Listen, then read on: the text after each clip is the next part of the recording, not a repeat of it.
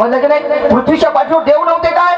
33 कोटी देवांगण होतं असं आमचं शास्त्र पुराण म्हणते आहे. तरी पहिल्या पूजेचं मान गणेश भगवंत यांनाच का दिला गेला? हो, शिकण्यासारखं आहे. माझ्या बापाला, मला, माझ्या संपूर्ण खानदानीला आणि बसलेल्या खऱ्या गमतीच्या रसिक माय बापाला की जे कार्य गणेश भगवंताने त्या काळात केलं आणि 109 महात्मे या पृथ्वीच्या पाठीवर तुम्हा आम्हासाठी झटले की ज्यांनी सत्याचा मार्ग सांगितला. समजलं की नाही? सन्मार्ग सांगितलं. आणि अष्टांगिक मार्ग ज्यांनी सांगितले 109 महापुरुषांनी की तुमचं आमचं कल्याण व्हावं. आणि त्या महात्माने सुद्धा सांगितलं की सारं जग फिरून अर्थ नाही ना माय बापासारखं तीर्थ जगाच्या नाही. पण साला या भारतामध्ये होते काय? या भारतात होते काय? जन्म देणाऱ्या बापाला छळते ना जाऊन मंदिर उघडं पडते.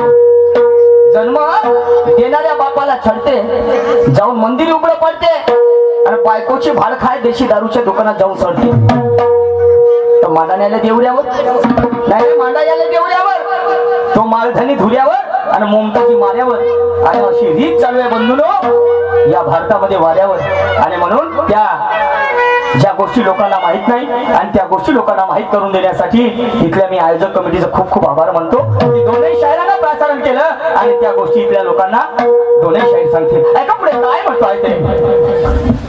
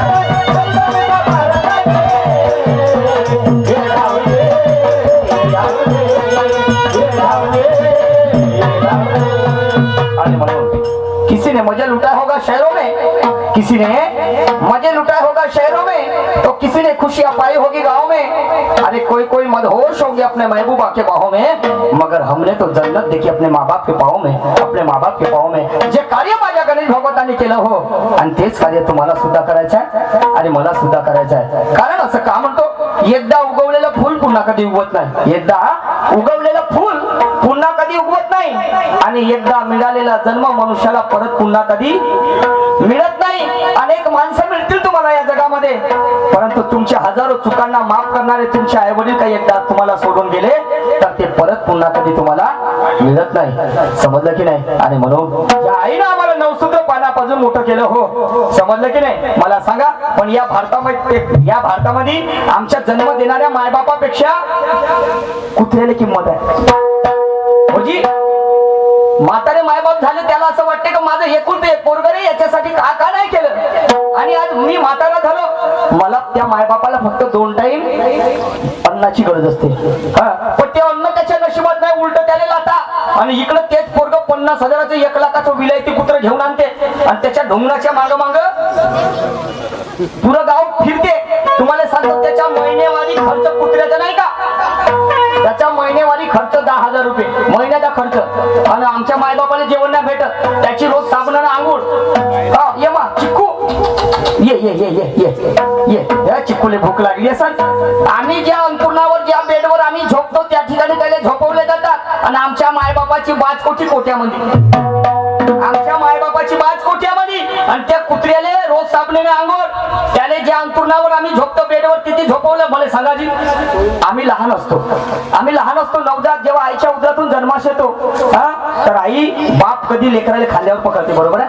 ये मा रडू नको मा, काय झालं, कशासाठी रडतं मा, मला सांगा. बाप खांद्यावर पकडते, माय सुद्धा कधी खांद्यावर पकडते, त्याचा लाड चुमा करते.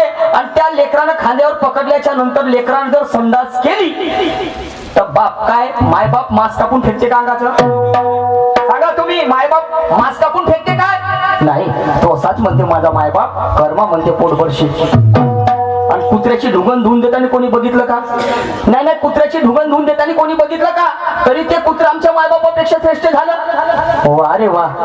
आणि म्हणून पुढे काय म्हणायचं आहे, माँ बाप से बढ़कर दुनिया में कोई भगवान नहीं, और सेवा माँ बाप की करना कोई ऐसा नहीं.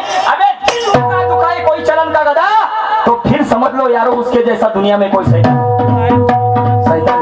सैतान है. आणि म्हणून ऐका पुढे काय म्हणायचं मला.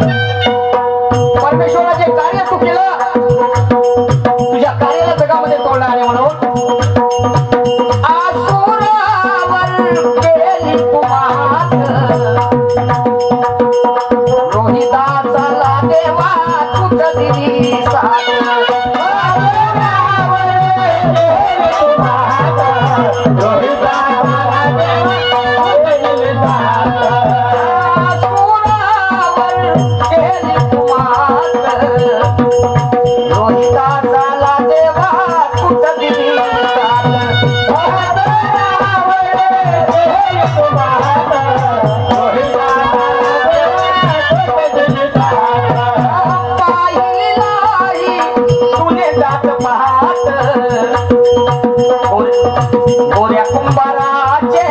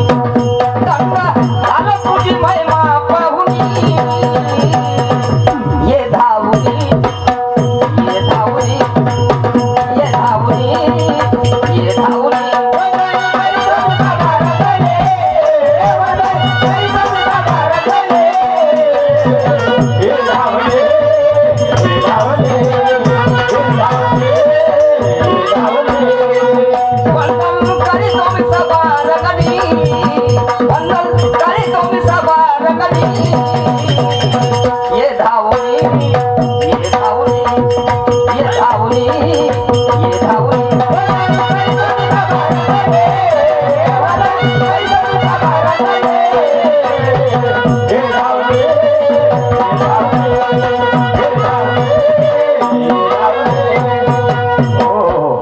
दुय्यमचा सामना आणि दुय्यमच्या सामन्याला लाभलेले प्रतिस्पर्धी शाहीर नवनिर्वाचित शाहीर आहेत. आता त्यांच्या या शाहिरीला 3ऱ्या वर्षाचं छत्र चालू आहे. 3ऱ्या वर्षाचं छत्र चालू आहे आणि अगदी कमी वयामध्ये त्याने उंच भरारी घेतली आणि संपूर्ण महाराष्ट्रामध्ये ज्याने प्रत्येकाच्या ओटावर आपल्या नावाचा गाजा वजा तयार केला. सन्मान्य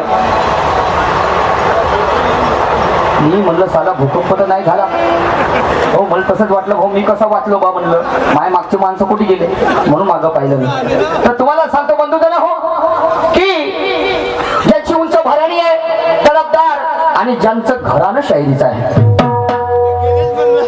ज्यांचे गुरुवर्य शाहीर समजले की नाही. आम्ही त्यांचा आदर्श डोळ्यासमोर ठेवून त्यांच्याकडून काही आम्ही घेतलं असे शाहीर सन्मान्य गुरुवर्य ब्रह्माजी नवघरे यांचे लहान चिरंजीव सन्मान्य शाहीर साहेब सुरत दादा नवघरे. घरादारानं मोठे आणि सगळ्याच गोष्टीनं मोठे नाही काय. नाव मोठे ना दर्शन खोटे.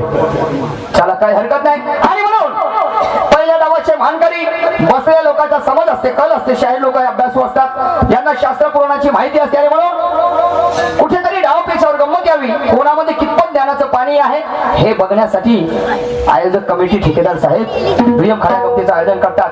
तर त्यांनी एका मला प्रश्नाची विचारणा केली. म्हणतात संत ज्ञानेश्वर आणि संत नामदेव, संत ज्ञानेश्वर आणि संत नामदेव यापैकी 2 संतांपैकी खरे वारकरी संत कोणते? खरे वारकरी उपासक संत कोण? तर शाहीर साहेब दोन्ही व्यक्ती आहेत. संतांमध्ये आम्ही तुलना करू शकत नाही. समजलं की नाही. कोणी मोठा आणि कोणी लहान नाही. तुमची माझी तुलना होईल, तुमची माझी तुलना होईल. समजलं की नाही. मला सांगा संताच्या दुय्यमी कधी बघितले का आम्ही? संताच्या दुय्यमी बघितल्या का कधी? मला सांगा संत नामदेवाची दुय्यम किंवा तुकडोजी महाराजाची दुय्यम न तुकोबारायची दुय्यम झाली काय? त्यांनी अभंगाच्या गाता लिहिल्या, गाणे लिहिले, भजन पुण्य झाली का दुय्यम कधी? आणि आमची काऊन होते? या पाठीमागे काही कारण असेल की नाही? ही ऍबिलिटी आमच्यामध्ये नाही नवघरे साहेब. आणि दोन्ही संत प्रामुख्याने महत्वाचे आहेत. वारकरी उपासक दोन्ही संत. तर त्यामधलं तुम्हाला सांगतो आहे संत ज्ञानेश्वर महाराजांचं तर 2 उदाहरण देऊन सांगा, काही हरकत नाही. पेपर आणले नाही तुम्ही घरून, पेपर दिले असतात बरं झालं असतं. मला समजलं का? सोडवूनच दिलं असतं तुम्हाला पेपर. हो. आणि म्हणून काय म्हणायचं आहे तर त्यापैकी पहिलं उदाहरण संत ज्ञानेश्वर महाराजाचं की ज्ञानेश्वरी जे ग्रंथ लिहिलं संत ज्ञानेश्वर महाराजांनी.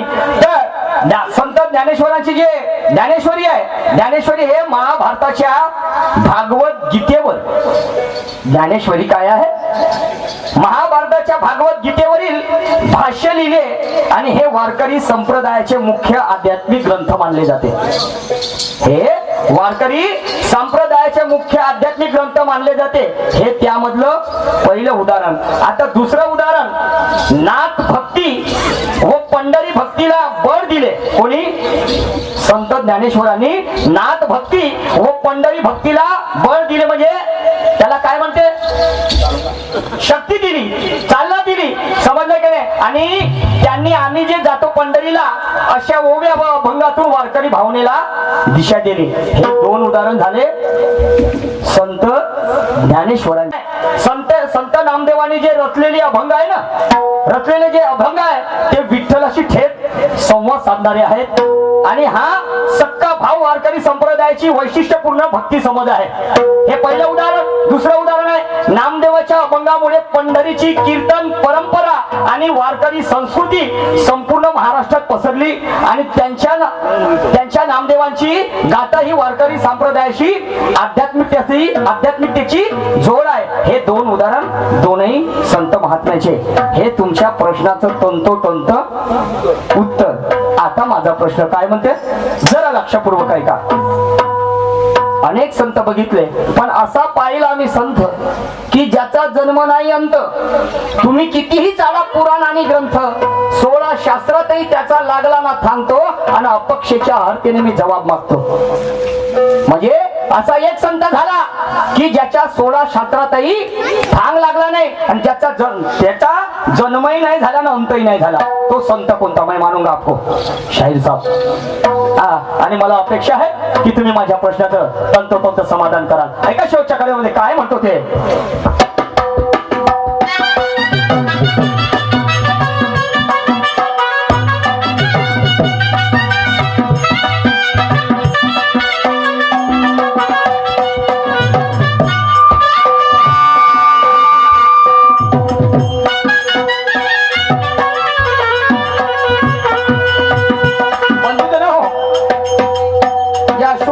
प्रसंगी आणि इथे आल्याच्या नंतर आम्ही धन्य समजतो की आमची इथे परत पुन्हा दुय्यम ठरलेली आहे. आणि इथे येता बरोबर आम्ही ते लक्ष्मी आमच्या हातामध्ये आली. दिनांक 31/12/2025 ला रेमन बोरगाव मुक्कामी दुय्यम खऱ्या गमतीचं आयोजन केलेलं आहे. आणि शाहीर आहे सूरजदादा नवगरे आणि विरुद्ध शाहीर आहे शाहीर निशांजी सुखदेव यांचा संगीत दुय्यम खऱ्या गमतीचं आयोजन केलेलं आहे. पाहण्यास विसरू नका. येणाऱ्या 31/12/2025 ला दिवसा सकाळी 10 ते रात्री 10 पर्यंत रेमन बोरगाव मुक्कामी यांच्याकडे 100 रुपयाचा प्रेमपुष्प आलेला आहे. त्यांना स्वतःचे प्रणाम, लाख लाख शुक्रिया, धन्यवाद.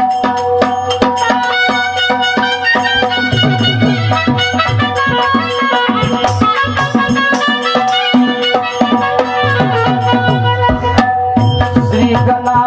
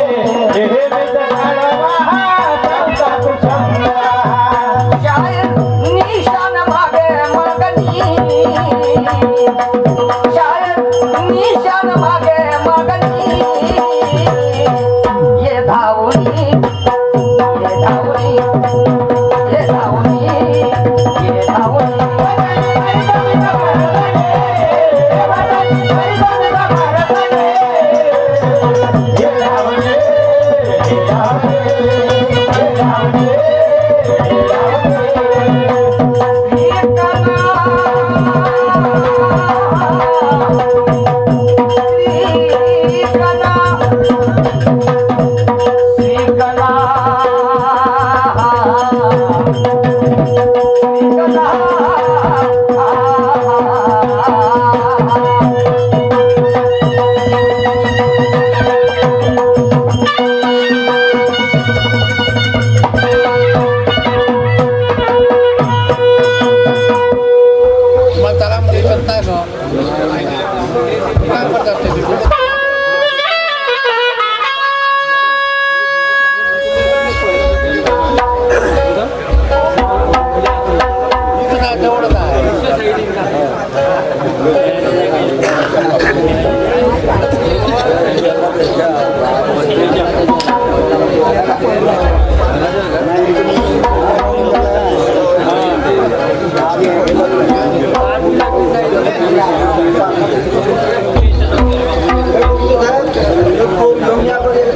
हॅलो,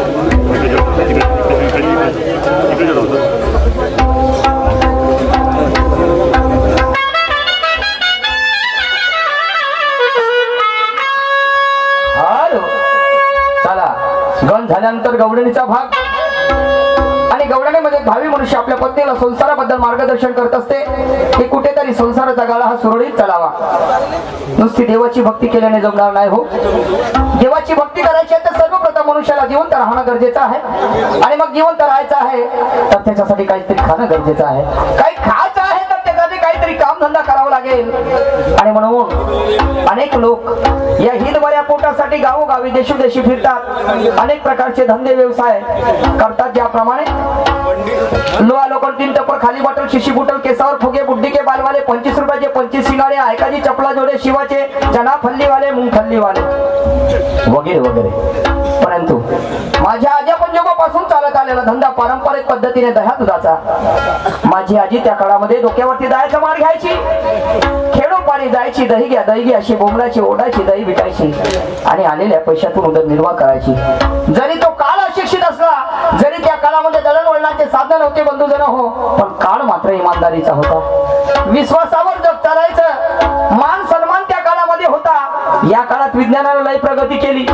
लोक चंद्रावर गेले, पण मनुष्य प्राणी सुद्धा तेवढा नीतिभ्रष्ट झाला.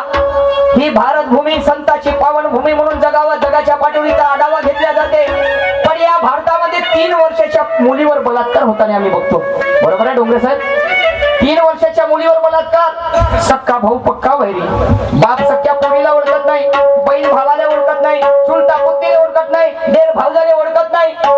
आणि भगवे वस्त्र घालणारे साधू राहिले नाही.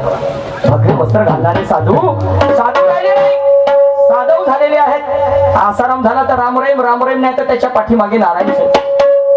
आणि म्हणून या आमच्या माय बहिणीमध्ये एक भीतीचं वातावरण निर्माण झालं. ह्या आमच्या माय बहिणी कुठे एकटी फिरायला जाऊ शकत नाही. म्हटलं कशाला इकडे तिकडे फिरून बाबा. म्हटलं माझं गावात बाजारपेठेत आहे मांडळ या ठिकाणी माझं स्थायिक दुकान टाकलं लस्सी सेंटरचं.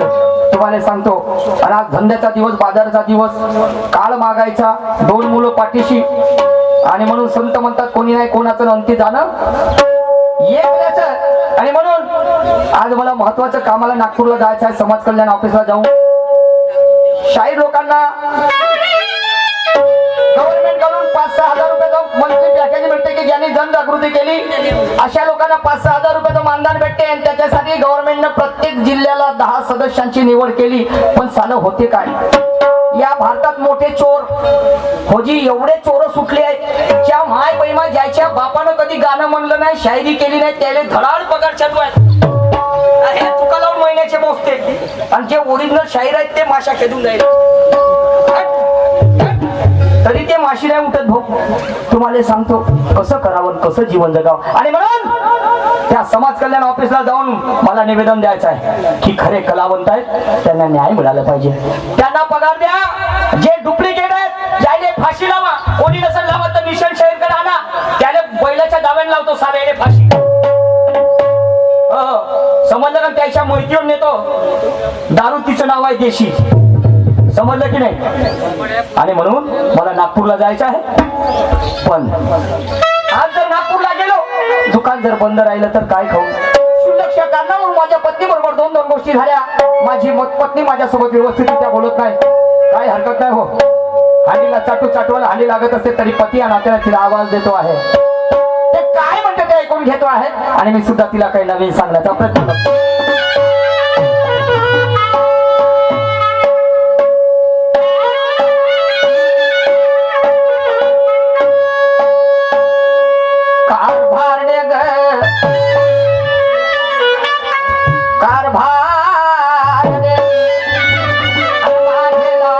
नारी शिला